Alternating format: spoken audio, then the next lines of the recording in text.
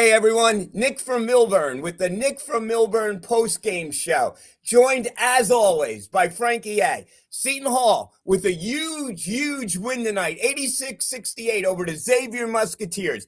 And let me say, guys, you know I started this by calling Hallline for the last 50 years. And I got killed on Hallline a few weeks ago. Some guy called and said, St. Nick is too positive. Too positive. Okay? And the only guy, those hosts don't stick up for me, Joe Morales, Jersey Joe Morales, not Jersey Joe Foster, who called tonight, was the only one that stuck up for me. And you know what? I was positive. And my positivity paid off because you got to be positive. Okay? And then, Shaw, we have a little bad streak. We have a 4-game losing streak. And people are going on, J.D. Walker's page, Seton Hall this, Pirate that, and they want to fire Shaw again. Nonsense. Totally friggin' nonsense. Okay? So, come on, guys. Shaw called out his players in his press conference after the last game. Okay? Because that's what good coaches do. And he pressed the buttons, and Bud Clark came out and had his best game of the year. And he came out and he was looking pass only first to get other players involved. And then when that happened and the court was spread, he could score in the second half. Now, in the second half, Paul's going to come on. Paul said Trey Carroll had the, potential to kill us. Trey had 22 points in the first half. We made some adjustments and 0 points in the second half. And basically, he got in foul trouble and you can't score when you don't play. And, at the start of the second half, Shaw went with he played Hines and Simpkins to start. And he hadn't done that, I think, all year. And maybe that should be a starting lineup moving forward because that lineup clicked. And we came out and we played lights out. Frankie, your thoughts? Well, it was very nice to see the run go the other way. When we came out and had that huge run to begin the second half, it's pretty much the opposite of some of the runs that have been happening to us. So it was really nice to be on the other side of the coin. I was hoping we would see a run earlier in the first half, and it seemed like every time we had a chance, we'd get it to 7. Xavier would wind up hitting a big shot. Carroll would keep coming up big, but they stuck with it, and then that was a huge spark. I think the adjustments that were made with Simpkins starting in the second half, he really carried us, got us going. Yeah, I think Simpkins and Hines played really well. They played well together. There was a couple, and then Jacob Dar off the bench, Paul's guy. Jacob Dar played tremendous tonight, his best game of the year. And there were 2 plays that stood out to me. One play where we got the ball inside to Jacob Dar. They zoned us, and then we kicked it back out to Simpkins, and he hit a 3. And another one when Simpkins was able to kick the ball inside to Hines. And it was just, it was total teamwork. We're playing really well tonight. Christina, pop Paul on for a second.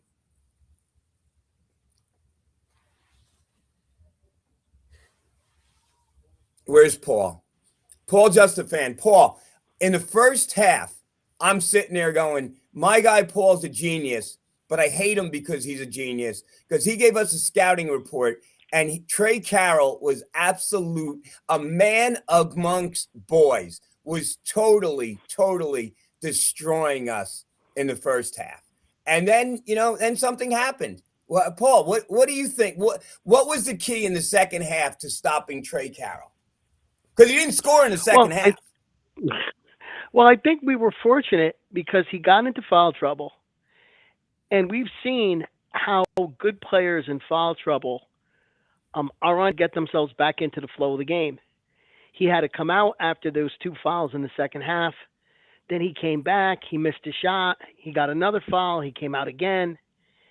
And he simply could not get himself back into the flow of the game. The other thing that I thought was interesting on the point of view of Xavier is that they didn't seem like they ran a lot of offense. And when you've got a guy as good as Carroll and he's not having a great game because of foul trouble and he comes back into the game, you've got to run something for him. You've got to run a screen. You've got to run a pick. He's got to come off a back screen and hit step into a 3 and get his feel back. And they didn't do that for him at all. So he continued to kind of float out there. And, we know Xavier does like to get up and down the floor. They like to shoot threes. I thought that our perimeter defense tonight was excellent in terms of limiting, number one, their 3-point percentage, and number two, just how many threes they took. And with us, they were coming down, taking the first quick three that they had, and that wasn't allowing Carroll to get himself back into the flow of the game. I think that he is a scary, scary talent. I think he's going to beat a bunch of other teams. I could imagine Xavier going up to Stores and him scoring 45 points and giving UConn a loss. That wouldn't be the worst thing in the world. But in the meantime, I think that we're very fortunate that he got into foul trouble and kind of put himself right out of the game. But on that note, I think the best player on the court tonight, two best players on the court tonight, were Simpkins and Bud Clark. I mean, we said we don't have that go-to offensive guy, and Simpkins played lights out in the second half. And he hit some really big threes. And Clark was a facilitator when he needed to be, and he was a scorer when he needed to be. So what we did was we spread the court on offense because Simpkins was hitting his shots. So you had to respect him. And he had A.J. Stanton-McCray on the other side, who also, he scored some points. He didn't have a great night, but you still had to respect him. And then you had Hines as an inside presence along with Dar. So Clark had some space where he was able to drive the ball, get into the lane, and either kick out or pass. And the way we were able to get the ball inside and kick out was really cool. And guys, Shaw didn't forget how to coach. Let's face it. Shaw, he took St. Peter's with nothing, and he took him to an Elite Eight. And like my friend, in Shaw we trust, Jeff Kovac. And Jeff from Point Pleasant, I love him. But, Jeff, you left the game 2.5 minutes early. I mean, come on. You were the first hall line caller because no one else was in their car yet. So I love you, but, if you want to come on tonight, pop in. Christina, put Mr. O'Brien on.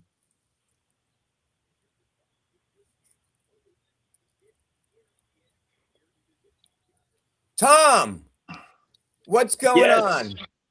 Well, before we talk basketball, this is 30 years ago. The Dallas Cowboys beat the Pittsburgh Steelers 27-17. This was my last Super Bowl, and I'll never see the Cowboys in my lifetime. So I have to wear this hat that I've had for over 30 years. You guys don't like the Cowboys?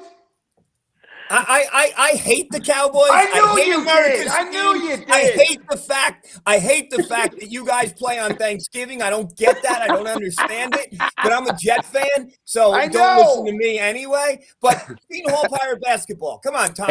Seton Hall Pirate basketball. So a tale of two halves, right?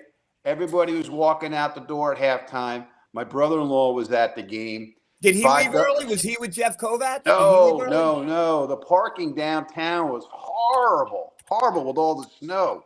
So maybe that was kind of what hold people back. But I think they were giving $5 beers or something night.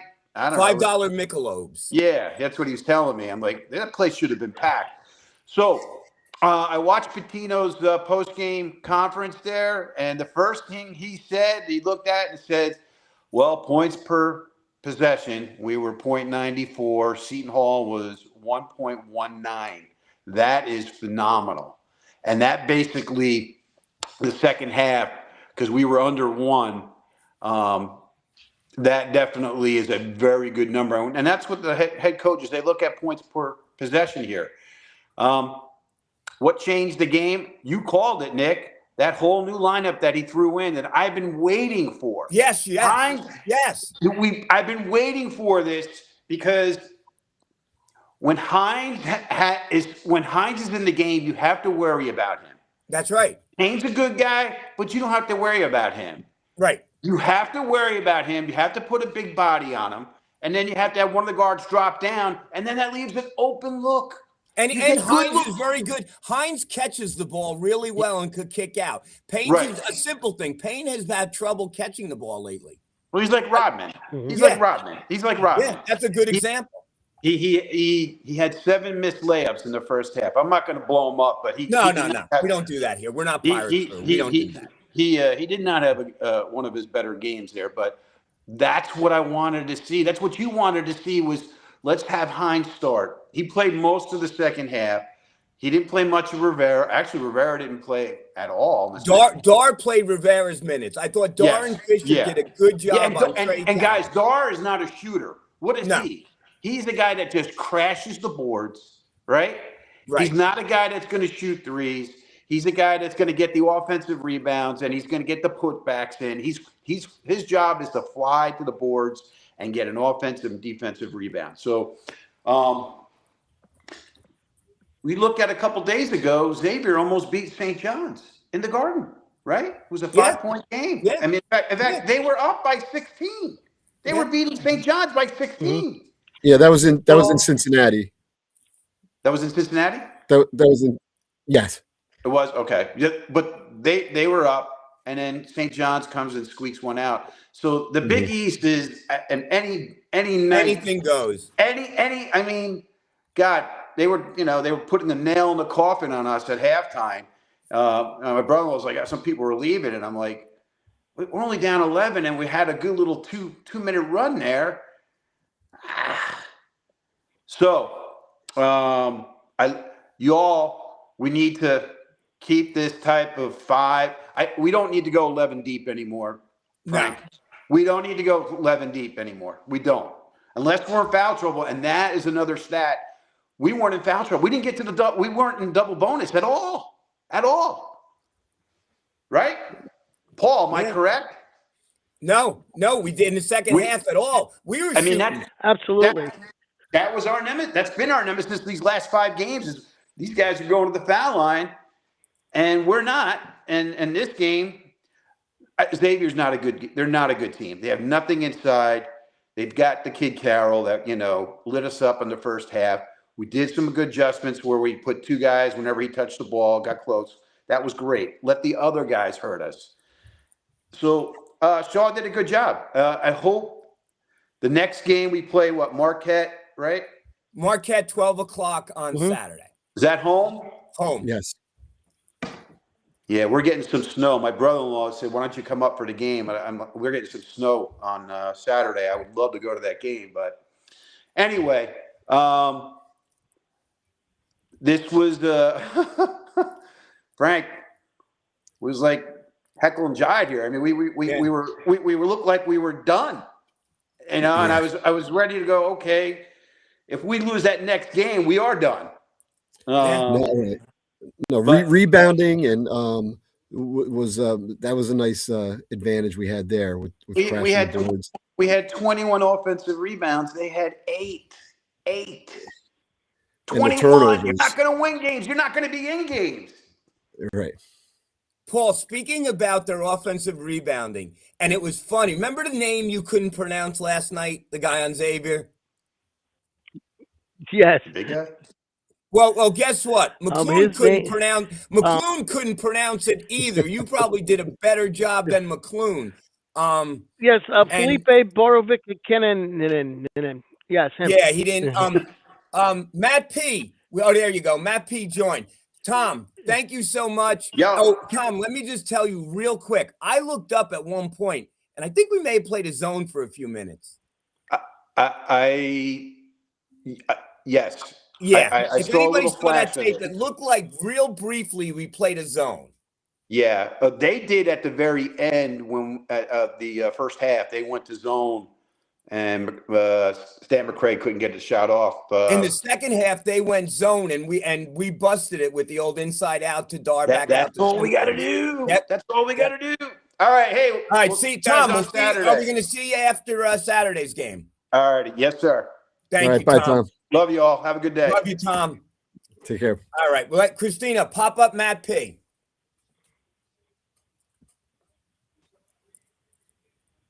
Matt, you're a good luck charm. You're positive, and the team was positive tonight. But let me ask you this, Matt. What did you think about the lineup that started the second half, and your thoughts on the game in general?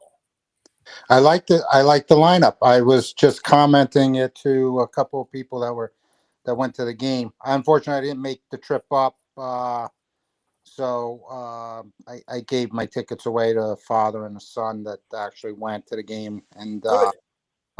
they're encouraging future Pirate fans for me. So the second half lineup I really liked a lot. Guys, 31-point swing. I mean, offense was like phenomenal second half.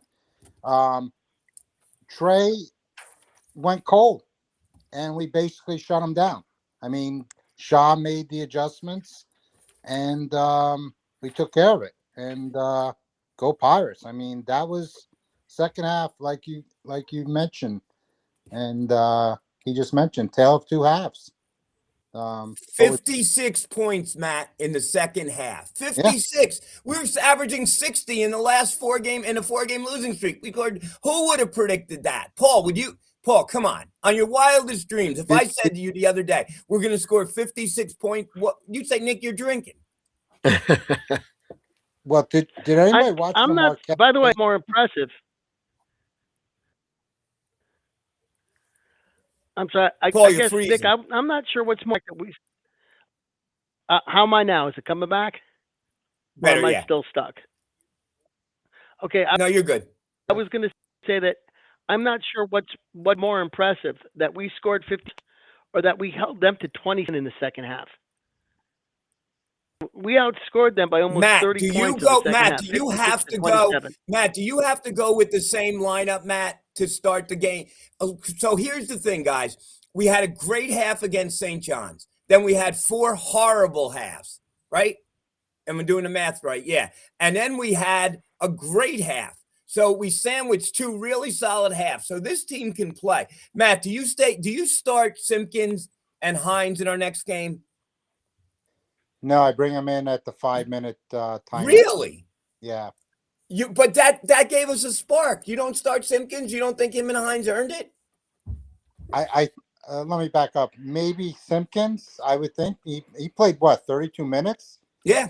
and he had 27 points. He had really great shooting. He was on. Dar filled in a little bit there. I mean, because Hines was, and Nick, like you mentioned, Payne. He can't catch the ball. I mean, he got stuck in the paint a couple times in the first half. He was like, "Whoa!" I mean, but I got nervous in the second half where they got close, and then we just turned on the Jets and off to the races. I mean, I'm going to call it the Simpkins Bud Show or the Bud Simpkins Yeah. Show. They played really well together. They played really well, and Patino had no answer for it. He couldn't stop us, and he couldn't really use Trey as much because Trey was kind of in that 3-4 fouls, so he had to lay off a lot. And at first, I thought Trey was going to really kill us from Xavier, Right. hurt us really bad. But as you know, the shooting time tends to go cold sometimes. When someone's really hot, Yeah. they tend to go cold in the second half, somewhat. Um, you know, but Marquette's coming off that really great win last night from Creighton, and I guess that was in Marquette, so they really had the crowd behind them, and they scored a lot of points in the first half. If anybody watched that game, but again, we have to hit our shots. This is our gym, our arena. We need to hit them in the Right. first half and build that lead and, keep it up. So if we could have a first half like we did tonight in the second half, we're playing 40 minutes and, we're on our way. I love the knowledge that our whole team has and the intelligence that we talk about Seton Hall Pirate basketball. And let me ask you guys this. Shaw basically called his team out at the last press conference. He did. He called Bud Clark out. He called the team out. Now, they could have gone either way. And I think that, he pressed the right buttons and they came out. What did you expect this, Frank? Did you think the team, and then we'll go to Matt, and then we'll go to Paul, did you expect the team to respond like that? I don't want to say I expected it, but I was hopeful, and I was very pleased watching the body language as they were making that run and coming back and Right. seeing the camaraderie. You could just tell, like, they all realized that, wow, look, we actually we could do this. We could get out of this funk.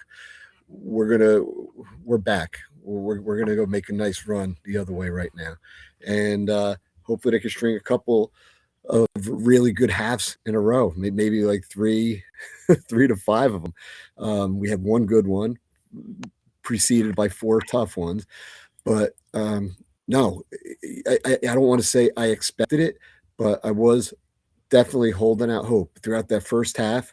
I'm saying, you know what? We're not getting blown out. We're still only down. We were down 13 at one point, but then we got it down to 7. Then it was back up to 11 at halftime.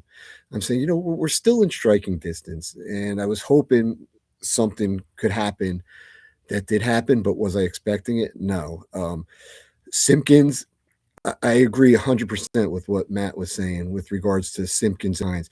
I'd be skeptical about starting Hines to begin the game, only because he always seems to pick up a couple of Fouls, quick yeah. ones in the first half.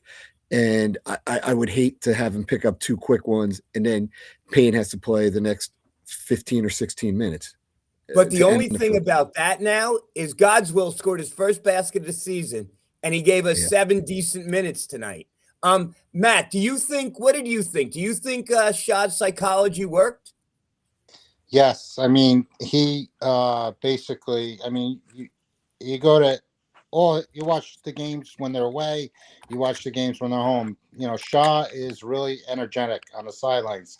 You know, I sit across the court. I really pay attention to what his body language is during the game Right. and his press conferences after the game. And you know, I listened to the press conference after this last game.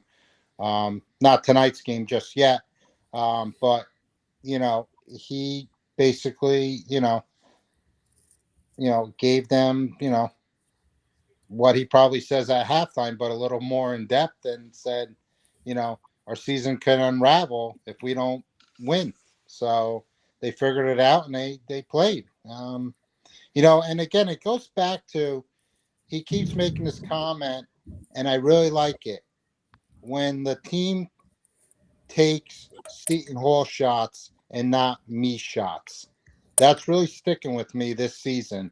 And you see it on the court when they take a me shot versus a Seton Hall shot. And the second half was all Seton Hall shots, and they That's a played together. that's And a I really great point, like that. Matt. Paul, do you think Shah's a master psychologist? Do you think, because sometimes you got to like, let's face it, he knows his team better than any of us. Did he press the right buttons? Well, first of all, the final score speaks for itself, right? 86 points scored tonight. But I'm going to kind of go back to a couple of things that you said on the pregame show. First of all, we had Clark looking pass first, but I thought that he did a tremendous job of not just passing first, but recognizing who's open, where should the ball go, Right. when is it time for him to call his own number, where's the mismatch. And he wasn't just throwing the ball around. He was really running an offense and making sure that the best option got the ball in the best position. And I think that comes right back from what Coach Shaw was telling him to do. The other thing that you mentioned on the pregame show is the team hasn't looked like they were having fun. Well, they certainly looked like they were having fun in the second half. Yeah. Yeah. And I think that AJ Staten McCray played better. He scored 10 points. He actually looked like he was getting reasonable shots. Simpkins actually played a little bit slower than he has been playing, which is one of the reasons that he was so effective in the paint and didn't turn the ball over. And Jacob Dar guarded he guarded for most of the second half when Carroll was in there. So I think he deserves a lot of credit defensively for keeping Yep. Carroll under control and keeping Carroll out of sorts. But absolutely, I think that that you have to give credit to the coach for lighting a fire under the team, and we saw the fire tonight. Paul, let me ask you this. You were high on Jacob Dar. Is this the Jacob Dar that you expected in the summertime? Well, I did still expect him to be a better shooter than he was, but I think that we saw his athleticism. He got not only did he score 10 points tonight, but he also got let me see, he got I'm gonna click one more down. I apologize because I thought I had it in front of me. He had he had 5 rebounds and an assist. So he was doing a lot of things athletically. And I thought that, he made 2 foul shots. He was 4 of 7 from the floor. This is the kind of guy who can be that athletic. I just thought he was going to be a little bit better shooter. But one of the things that I wanted to also talk about is, that Adam Clark, the smallest man on the floor, got 7 rebounds tonight. They took one away from him, though. But what I'm saying is, how many times did Clark get a rebound simply because he was in the right place at the right time? Yep. A loose ball, a ball on the floor. And there was one other thing that happened, and then I'll kind of stop rambling. There was a loose ball that Jacob Dard leapt on top of. I haven't seen Seton Hall leap on loose balls onto the floor a lot during this losing streak. And that's always been the game, right? We always talk about if you're going to play Seton Hall, you're going to be on the floor. You're going to have, you're going to have your skin is going to get caught in between the floorboards. That hasn't been happening, and it happened tonight. And Jacob Dar, of all people, was one of the guys who was diving on the floor for loose balls. So I think that he certainly deserves a lot of credit for that. Matt, any last thoughts before we let you go? No, I totally agree with what they're saying. I don't have anything else to really say. Are you gonna go on Saturday, Matt? Yeah, as long as the weather shows positive. I think the storm's at night. Yeah, I think the storm's Saturday into Sunday, and it may hit a certain area. We might be safe from it. But Matt, we appreciate you coming on. Come on after every game. Love your fandom, and go Pirates. Go Pirates, everybody. Go Pirates. Take care, Matt. Guys, we have a lot of people want to get on, and we have a lot of viewers tonight. See, this happens when you win, I guess. Christine, is Ben out there? Bill, I didn't forget you, Bill. You're the closer. Oh my God. So first, my friend Ben Stoller from Millburn. Ben, congratulations on Indiana. I got to do that first. Ben went to 3 games. Three games. Yeah, I went to the Peach Bowl, the Rose Bowl, which was unbelievable, the Peach Bowl, and the Natty, and they were all fantastic, obviously. Awesome. How was that? You want to tell us about it? I've never been to it. How was a championship game? How was that experience like? Take your wildest imagination and multiply it by like 100. It was crazy, and just our fan base, like the Hall, just travels so well. We traveled unbelievable. Literally, we had about 70% of the stadium, maybe a little bit more, and we had it same at the Peach Bowl and the Rose Bowl. But I went to a couple Final Fours as well, and this is just a whole different experience. It's really a change. It was very surprising being waited 32 years as a football fan for this. So now we talk about the NIL a lot, and a lot of people talk bad about it. But in your case, right, in the NIL helped you. You were able to turn your program around in one or 2 years. Yeah, and I would say that's a little bit of a misnomer. The NIL certainly helped, but we certainly didn't have the money. Any of the kids that played for us could have gone to Alabama, could have gone to Miami. They just didn't want them, right? So there was a collection of kids that came from JMU, a collection of kids that were out there who didn't feel that their talent was being utilized, and they came. But our NIL money was about $61 million, compared to Alabama, which is $130 million, I believe. Wow. Ohio State's 90, Michigan's 90. It's just crazy kind of the numbers. So, how you coach and bring that through. And that's kind of my point here tonight is that, listen, Shaheen needs to show up and get these kids ready to play. It's more of a mental game as well. We could tell they were down 11.5, gets them out there shooting around, playing with a little hustle in their step. And it's a brand of basketball that we need to represent. We're Jersey, we're East Coast, and if we're going to play and we want to win, you got to be physical. Pussyfooting around doesn't help. You got to go out there, play, and hit the big shots. You could, earlier in the year, we were hitting every big shot and we were getting every loose ball. and then that kind of disappeared. So, and I put the same for Indiana football, Indiana basketball, certainly, Big East. And when you want to win, it's really a top-down mentality you have to have.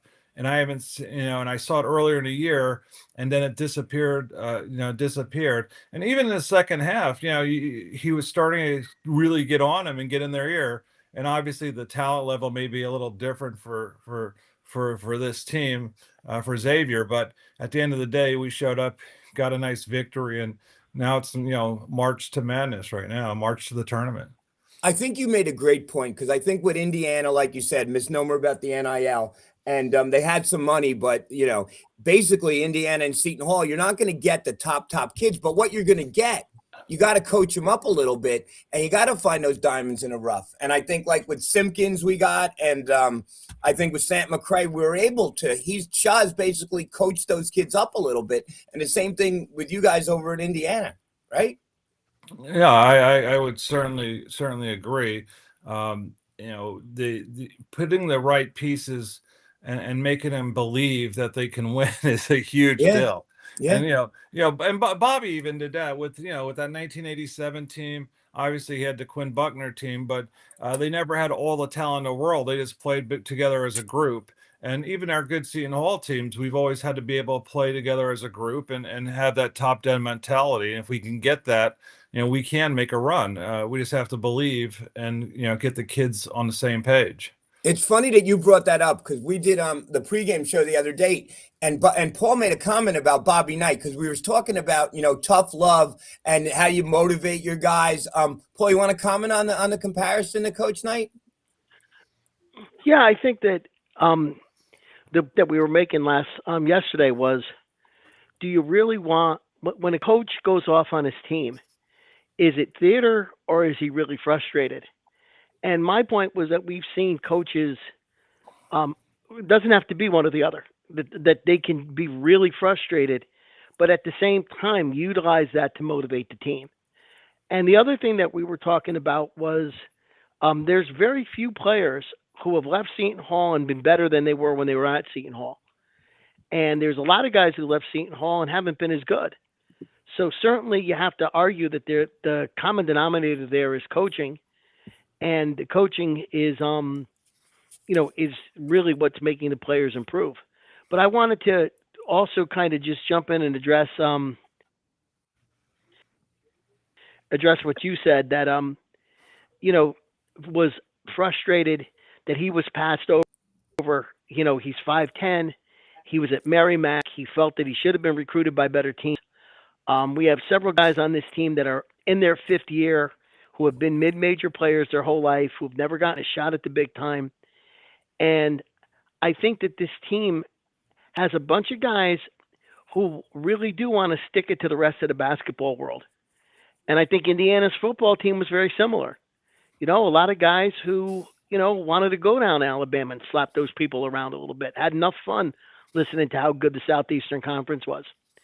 Now, I don't know that I can continue to function in a world where Nebraska is good and Indiana is good at football. But yeah, no, those are figure out a way to deal with those it. Are all looks great like the points. reality we're going to be in. The point you made about Knight, Knight used it as a mental tool, and the thing about the difficulty we had with Knight is he had an anger management problem. Yeah. The university should have dealt with that problem, helped him through that. When the mental health awareness is all the rage right now, back then it wasn't. Look at Coach K. Look at all the good coaches out there, including our coaches, that they're able to channel and turn it on and off. Bobby just couldn't turn it off. But when I was on campus, he'd walk up behind me, spend 9 minutes, 10 minutes helping me with my golf swing. And he was a true teacher of the game. And same with Coach K, Patino, Valvano, all these guys. So, and even I'm gonna do something I want to do otherwise, but since he has a natty, Signetti works with these guys. He puts them in the right places. He has them buy into the system and the process, and that process is what wins. But that process needs to be aligned and come with toughness, physicality, and a basketball IQ. And our guys have it. They just have to get it all put together. And it really, the whole success of our team depends on how Shaheen comes down the stretch and gets these gentlemen ready to play. A Season on the Brink was one of the best books I've ever read, sports books I ever read. And one thing in it that jumped out at me is Steve Alford was probably the best player on that team. And Coach Knight would throw him out of practice. He would be hard on his best players, setting an example for everyone else. And then the assistant coaches would go, get him and then coach him back up and bring him back in. But again, like Shah, he just knew what buttons to press. And good coaches do that. And you can be hard on a kid, Ben. You were a coach, you know this. If you could show the kid that you really care about him, you could take it a little bit further. And kids respond to that. Kids respond to tough love. All right. And if you see the interviews, there's plenty of interviews with Isaiah Thomas, Quinn Buckner, Calvert Chaney, Damon Bailey. Probably the only kid that did come out really next to him was Steve Alford. And they had a great relationship while he was there, but Steve and Bobby kind of fell out. But the rest of those players, on the last time that Bobby walked on the court in Bloomington, he was escorted by 40, 50, 60 of his ex-players who raved about him. Yeah, Ben, who on the Seton Hall team, before I let you go, who jumps out at you? What players impress you? Well, they all started to impress. Bud's doing, playing well. To me, it's just, how do you play as a team? How do you keep that ball moving? How do you make that shot? Any individual player is not going to make the difference on this team. They have to buy into the overall process. And Shaheen, he's what jumps out at me. He's going to lead the team. He needs to take the reins. And I don't know if he's listening or what. But in terms of coaching, and you and I've coached plenty, and looking down at your team and the assets you have and putting them in their best places, you may not win every game, but you're sure as hell going to be physical, and you're sure as hell going to put them in the best position and try and run the place. And if you get the most out of the talent, you win. But everyone on our team should be able to will step up and play as exhibited tonight and earlier in the season. Ben, thank you so much for joining us, my friend. Always a pleasure. Good. Thank you. Thanks, guys. Thank you. Take care. Go Pirates. Go Pirates. And go Hoosiers. And go haul in. Hoosiers. I like this term, haul in. Who came up with that? Haul in. Yeah. Not me. Okay. Thank you. Yeah. Christina, what do we got in? Let's bring the closer on. Bill Hathaway. Bill. What's up, Bill? Well, Nick, like I said earlier, Bill's fired up again. Bill, are you fired up? Yeah, I'm a little bit. Like I said earlier, the last show, Bud Clark and Shaheen Holloway's altercation, or you call it altercation, he called his team out, and they responded tonight. They responded in the second half. They came back from 11-point lead. This reminds me of the Creighton game. They got a lot of tenacity. They got a lot of comeback. Adam Bud Clark, 24 points, 7 rebounds. Jacob Dar, 10 points. Simpkins, 27 points. He played a hell of a second half. AJ St. McCray had 10 points. And Najee Hines, 5 points, 10 rebounds. I think the team gelled kind of better in the second half. I think because of their play, Bud was trying to get some key shots inside the basket. He did well in the second half, and it was like an overall win. And they needed this game to be, like you said, I was listening to Hall Line, Nick. I'm glad you called people out. Because you can't be like one side of the fence, a Seton Hall guy, and criticize the program in the second. You know what I'm saying? We don't tolerate we don't tolerate it, and it shouldn't be tolerated. You in or you out. You know what I mean? It's like it's a card game. You're in, you're playing it for the prize, and you're out. You're either That's in an or out. excellent point. We're, And we're not I we're thought, fans, but we're more yeah, than fans. We're supporters. We support this program. yeah. I And mean, you know, the the four of thing us have is, all been around for a very long time, and we're not well, you know hopping off what? of any bandwagon. We're I behind this team, think right, the Bill? team, yeah, I think the team played real better tonight because you know why? They have continuity. They kind of, if you like you said, a season on the brink. And even though the season wasn't on the brink, they played like the season was on the brink. They stopped the bleeding. That's all they had to do. They stopped the bleeding and they move on to Marquette. You know, I think like what Paul was saying in his pregame talk. You know, I really didn't get a chance to listen to Paul, but I'm saying the spread the spread the court on offense. They kind of spreaded it. Yeah, Carr they did. came in with the key shots and you know, inside game. They really played better in the second half.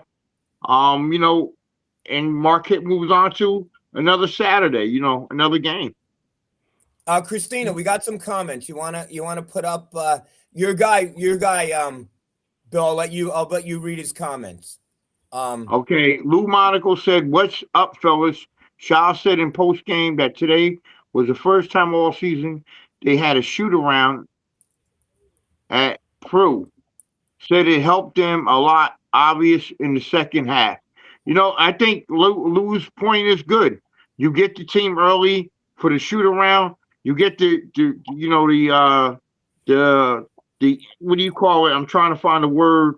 The tinks out. You know, Yeah. you get ready for a game. You get the blood flowing and the baskets were flowing in the second half for the Pirates compared to Xavier. You know, For in two those who don't halves, know right? what a shoot around is, shoot around is on the day of the game, or usually in the morning. You go to a place you're going to play the game, or you go to a gym or something, and you Yep. shoot around. It's like a walkthrough. It's not a Yeah, real hard practice, but you just shoot around a little bit. And I guess what Shaw was saying is they do a lot of shooting at Walsh at the practice facility, but the yep, only time they shoot at the Rock is during the games. So, Paul, exactly. you mentioned that the other day. What do you think about that going down and getting a shoot around today? I guess it worked. Well, certainly it worked from the foul line, which I think has been a big key. Um, and there's that building, the Prue is a very odd lighting for basketball, I think, and you could see it on television. I was noticing it tonight, so it'd probably be very valuable for them to go down and get an opportunity to see what the rim looks like and how the ball has to come off their hand. And they certainly were effective tonight with it. Yeah, I want to go back to. I'm sorry, to cut. I just want to add something. Najee Yeah. Hines, I got the media notes from the game tonight. They provide us every game. Najee Hines ranked 22nd in the nation and second among all freshmen in block per game, 2.3. Bud Clark ranks fourth in the Big East in assists per game, 4.6. Another key guy, to Jawan Simpkins, has been essential in the Pirates' success, averaging 11.7 points a game and shooting 50% field goal in Seton Hall's 14 wins this season. Those three guys, those three guys have been key to success for Seton Hall's this program this year. Najee Hines, he had a big game against opening game against St. Peter's, another big game against Creighton. Now tonight he kind of got the rebound. They needed to go in. The shots were going in, and they played two halves. Like Tom said, they played the first half, then they played the second half. It's like in football, you play four quarters, and you play two halves of basketball. In the second half, the Pirates were successful in winning the second half because they over. 56 points in the second half, Bill. Yep, 56 yep, points. yep. Wow. That might be if someone can look that up, is that our record? Like for a half? I can't imagine that we would have scored more than 56 points in any half in the history of Seton Hall basketball, right? Because you don't break 100 that often, right? I Exactly. mean, it's got to be up there. It's got to be up there. I think we've done it before, but it's definitely up there. 56 is high. Yeah. I mean, I don't know. I mean, you got connections, Bill and Bobby, with the I don't know, with the athletic and sports information department. I'd be curious for that. That's just a lot of points. Frank, were you at the game tonight? No, I couldn't go. I was working, and the problem was with the snow on Monday, and then people not being able to keep appointments yesterday morning. It jammed me up, and Yeah. I actually got here right after tip to Let watch me it. let me say this: the atmosphere tonight. I walked out, and everybody got there late. I Ubered down, Right. and I got there. I got there kind of early. I got there at 6:30, right when they opened the doors, and there was really nobody there at that point. So it took a while, but the people that were there were into it, right, Bill, and they were loud. Yeah, yeah. I think the crowd tonight was anxious to see what Seton Hall and Shaheen Holloway's comeback would be, and they showed it tonight. I mean, Simpkins, it was like an old team effort, like previous. Like I said on the show, this team has some type of bonding, so they bonded real well because they blew out Xavier 86-68. They had a better game than the last game against DePaul. I mean, I think the Pirates play well at home and are very comfortable at Peru, and we're going to see on Saturday if it continues. Let me say this. I think Saturday might be a pretty good giveaway. I can't go Saturday, but I think that's a good giveaway. And then they're having Isaiah Whitehead bobblehead doll night. And I Wow. love 15. He was a great kid. Not going to call him Zeke because I didn't know him that well. My son can call him Zeke because they were buddies. But yeah, Isaiah was a class act. And guys, you know how I feel about this team. At times, we have a very rough fan base. They booed Isaiah Whitehead at the Wichita State game. I will never, ever, ever forget that, nor let Wow. Seton Hall fans. You just don't do that. Okay. But tonight, one thing, and people do, Ben said, Shaw's watching. People do watch this show. Trust me. People, up at South Orange Avenue, they watch this show. And I'm going to make a suggestion. I love the mattress races. Couple things. One, why don't you have the winners come back and challenge someone else the next game? So meaning the if you win, you come back, right? Like in basketball at the park. If you win, you get to play again. That would be a Yeah. great concept. And second, get some old guys in there. I mean, I think Blackjack and I could probably beat some of these kids. And I'm dead serious. Bobby's in good shape. I work out every day. I mean, come on. If you guys could ever, oh my God, she's going to say I'm going to pull something or something. But I would love. We saw how you handled your man cold. You think you can slide across the freaking court in a mattress? I think that me and Bobby and maybe even me and Bill could beat these kids who go out there. I'm sorry. If your And I could joints stay probably do together, more laps perhaps. than this I don't flag know. man guy. Maybe if you keep your joints together and you don't pull an Achilles, do it after the wedding. How about that? All right, deal. Christina, we have anybody else out there? Any other comments? Anybody want to get on? We got a lot of listeners, a lot of viewers tonight. Nothing on, but in our chat, someone brought up that it could be a liability, and I think that's exactly it. College kids are less of a liability than the grown folk. I don't know. Some of these college kids, no comment, but I don't know. That's all I'm saying. I don't know. So, Nick, I'm going to have to exit right now. And so, once again, thank you for hosting. Just wanted to leave a final point. This team won all season long because they did two things extremely well. One is they got points off turnovers. The other is they got offensive rebounds. And that kind of went away during the losing streak. Tonight, 24 points off turnovers compared to 13 for Xavier, and 21 offensive rebounds compared to 8 for Xavier. So the team looks like they're getting back to playing the way that they played at the beginning of the season when they were successful. Now we've gone through the Big East season. We've played everybody once. We've won 5. We've lost 5. We're going to play everybody again. We're going to know them. They're going to know us. It's going to be a little bit more difficult. And we have a trip to Stores. We have a trip to Philadelphia. But I think that this was a very important victory to get out of the funk, and very important to go back to playing Seton Hall basketball. So with that, Paul, wait, Paul, I can't. I got to pick your brain 1 second. I can't let you go like that. So 5 wins, right? 3-2 on the road, 2-3 at home. So we got to improve the home, right? So can we go? I mean, can we go 4-1 at home? Can we go 5-0 at home? Right? We can take those 3 road wins and win them all at home, right? And it starts with Marquette. We need to go 5 at home, 5-0 at home. What are your thoughts on that before I let you go? So our 5 home games are Marquette, Providence, DePaul, Georgetown, and St. John's. St. John's is the last game of the season. We could win all those games. Bill, can we win all those games? Bill, absolutely. Yeah. Yep. So then we go 5-0. If we go 5-0 at home, can we go 2-3 on the road? So we've got a game at Xavier. We've got a game at Butler. Winnable. Then we've got a game. Then the last 3 are tough. Stores, Creighton, and Philadelphia. Yeah.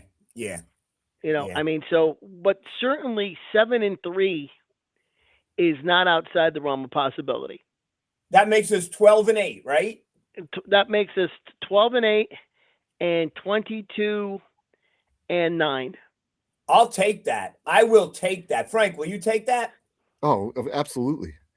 And I mean, yeah, we're capable of winning any of those games, even the one at Stores. I mean, UConn, they're playing a lot of close games.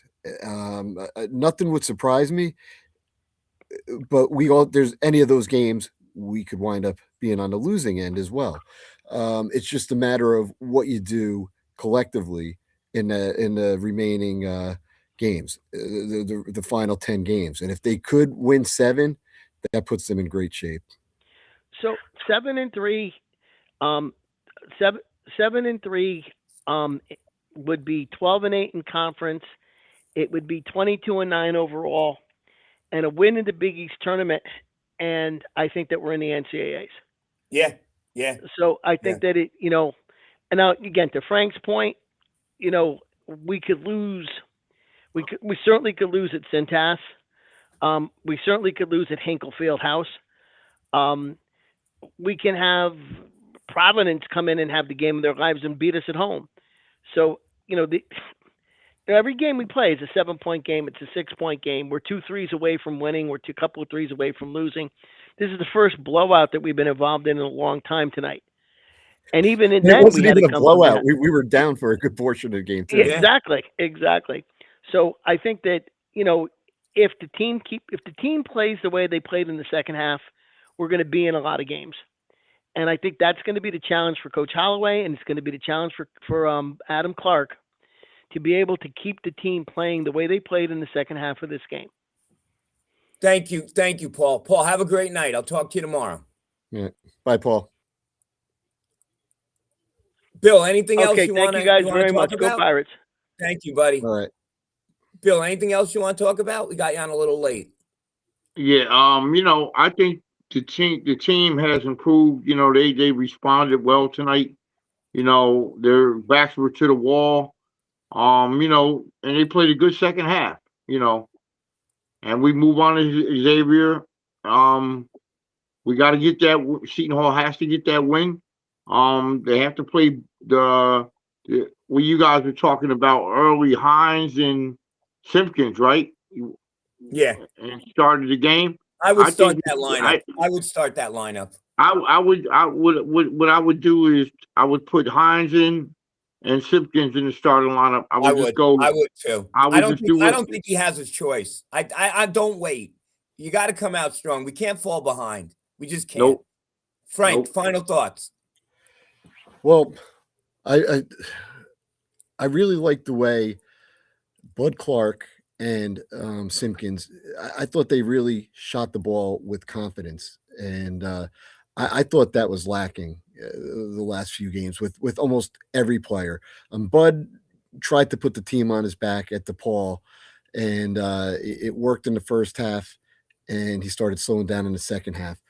He might have been tired, and he really wasn't getting much help from anybody else until later on and towards the end of the game when we started hitting some shots from the outside, but we were down double digits at that point.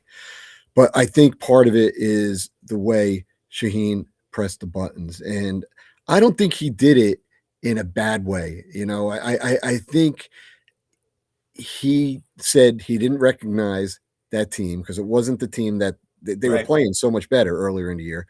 And the way what he said about Bud Clark was he's not being the leader I know he can be or what I brought him here to be, because he believes, I think he's saying he truly believes in Bud Clark, and he knew he could bring out more in him. So I thought that was a good way for Shaheen to,